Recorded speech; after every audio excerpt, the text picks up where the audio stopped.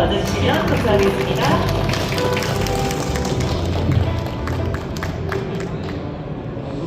네, 안녕하십니까. 마션 주니어 팀 대표 학생 조서윤이라고 합니다.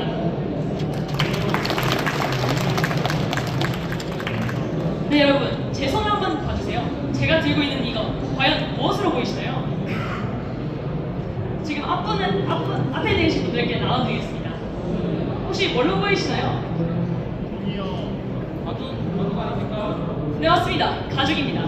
그런데 이게 과연 일반적인 가죽일까요? 아닙니다. 사실 이 가죽은 굉장한 비밀을 하나 가지고 있는데요. 바로 버섯으로 만들어졌다는 점입니다. 굉장히 처음 들어보시고 생소하게 느껴지실 수 있는데요. 버섯으로 만들어진 가죽이 왜 갑자기 등장했냐? 지금 현재 세계 가죽 시장은 굉장히 큰 변화를 겪고 있습니다. 바로 세 가지의 가죽 선도주자들이 나타났기 때문인데요. 첫 번째로는 저희가 흔히 알고 있는 소가죽이라고 불리는 천연가죽, 두 번째로는 인조가죽, 세 번째로 제가 소개드린 비건가죽 시장입니다.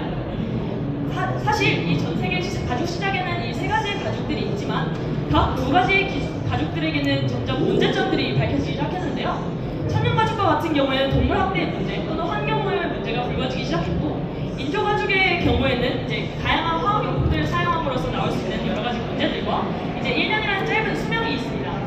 하지만 저희는 이것들을 보완하기 위해 비건가죽, 그 중에서도 버섯가죽을 선택하게 되었는데요. 비건가죽 같은 경우에는 이제 식물로부터 나오는 원료들로 가죽을 생산하는 것이기 때문에 100% 생분해가 가능합니다. 그것 이외에도 이제 수직으로 쌓아올려서 한 번에 다량 생산이 가능하고, 그 위에도 여러 가지들의 장점을 가지고 있는데요. 그건 이제 뒤에 설명드리도록 하겠습니다. 그렇다면 이 비건가죽 되게 생소하게 처음 들어봤는데 대체 이 아이디어 어떤 힘을 가지고 있느냐? 그래서 저희는 시장 분석을 하기 시작했습니다. 실제로 천연가죽, 합성가죽, 비건가죽의 지금 시장 성장률을 비교해 보았는데요. 보시게 되시면 이제 비건가죽의 경우 280억 달러의 이제 규모에 해당하는 시장으로 성장해 가고 있는 것을 볼 수 있습니다. 하지만 이렇게만 본다면 천연가죽, 합성가죽에 비해 달라질 게 없느냐라고 이야기하실 수 있는데요. 그래서 저희는 성장세를 한번 비교해 봤습니다. 성장세를 비교해 보시게 되시면 천연가죽이 같은 경우에 3%, 합성가죽 같은 경우는 7.5%, 비건가죽의 경우 10.5%라는 눈에 띄는 성장세를 보이고 있습니다. 따라서 비건가죽이 추후 미래에 된다면 이제 천연가죽만큼의 시장을 차지하고 있을 수도 있다라는 가정이 나오게 되는데요. 그래서 저희는 현지 점유율도 찾아보기 시작했습니다.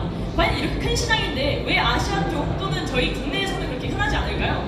실제 이게 그 답변이 될 수 있겠는데요. 전 세계 비건가죽 시장을 비교해보게 되었을 때 북미, 유럽 같은 경우에 대부분을 차지하고 있고 아시아의 경우 14%밖에 차지하고 있지 않습니다. 따라서 즉 성장하고 있는 시장 속 블루오션이 될 수 있다는 이야기인데요. 저희는 그래서 아시아 시장과 한국, 국내 시장을 타깃으로 잡게 되었습니다. 그렇다면 그래, 모두가 시장이 좀 더 성장하고 있는 것, 그래 미래지향적인 건 알겠어. 근데 저희는 비건가죽을 왜 써야 할까요? 지금 너무 여러모로 잘 쓰고 있는 천연가죽이 있는데, 그래서 저희는 버섯가죽의 장점에 대해서 설명드리도록 하겠습니다.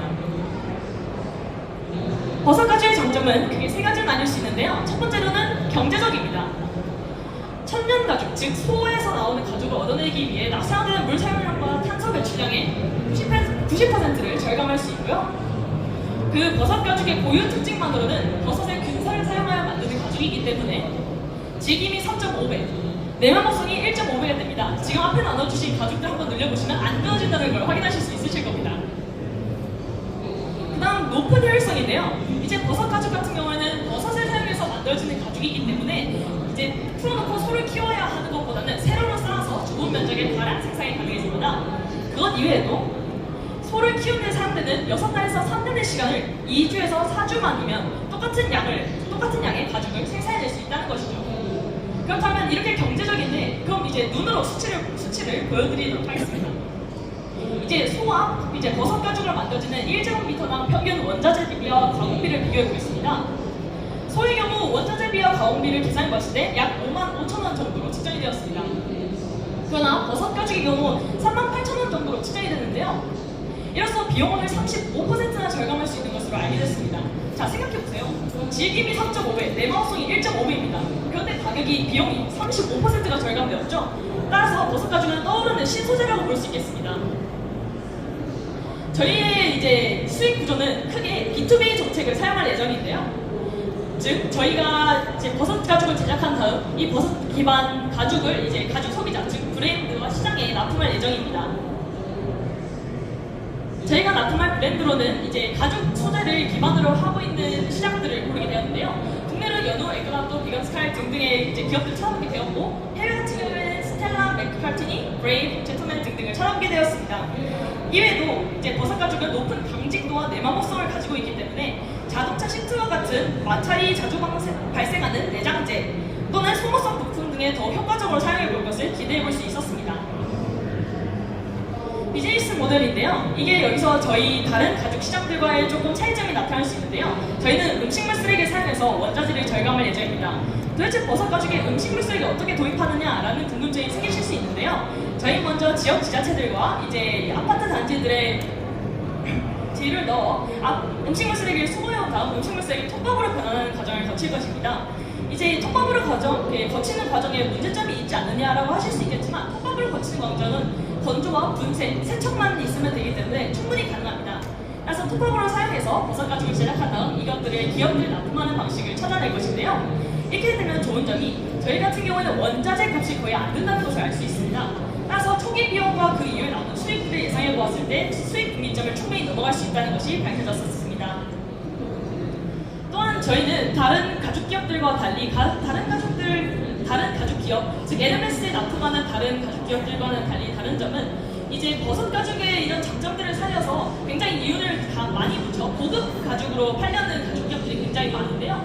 저희는 그렇게 하지 않고 최대한 수익을 낼 수 있을 만큼 내나 이제 좋은 강직도와 좋은 내마모성을 가지고 있기 때문에 이를 소모성 부품, 예를 들어서 자동차 내장재, 제가 말씀드렸다시피 자동차 시트가 될 수 있겠고요. 그런 것들을 사용하고 그런 기업들에 이제 납품하기 위해서 조금 더 합리적이고 경제적인 가격을 제시할 예정입니다.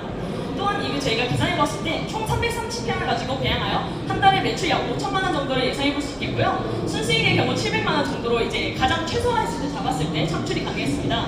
따라서 늦어도 3년 안에 손익 분기점을 넘기가 가능했고 충분히 현실적인 사업 아이템이라는 것을 예상해볼 수 있었습니다. 지금까지 저희의 발표였고요. 이 제품을 그럼 한번 다시 보시겠습니까? 더 이상 단순한 가죽이 아니라는 것들을 이제 눈치채실 수 있으실 거라 믿습니다. 따라서 이 버섯 가죽은 혁신과 지속 가능성, 그리고 새로운 시장의 열림길이 될 수 있겠고요. 지금 저희와 함께 하시면 이 블루오션 같이 열어가 보실 수 있으시겠습니다. 지금까지 마션주니의 무시스 프로젝트 발표자 조소연이었습니다. 감사합니다. 네, 발표 감사드립니다. 투자자분들께서는 질의 혹은 피드백 주시면 감사하겠습니다.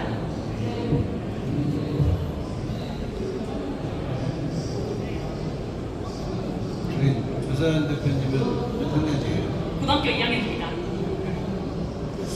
발표가 상당히 프로페셔널했다. 이렇게 말씀